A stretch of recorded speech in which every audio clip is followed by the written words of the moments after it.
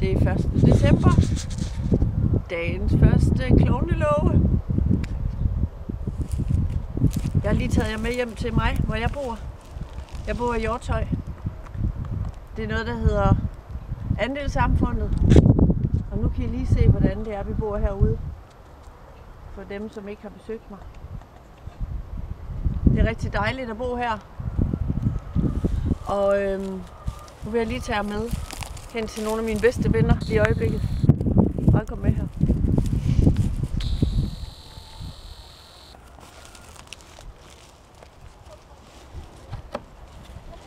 Okay.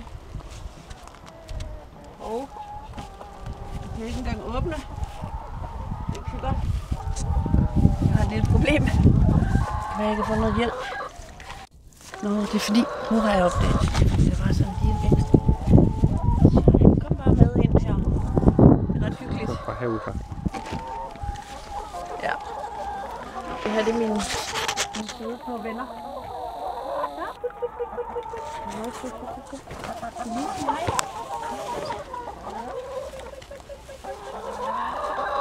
Kan I se her?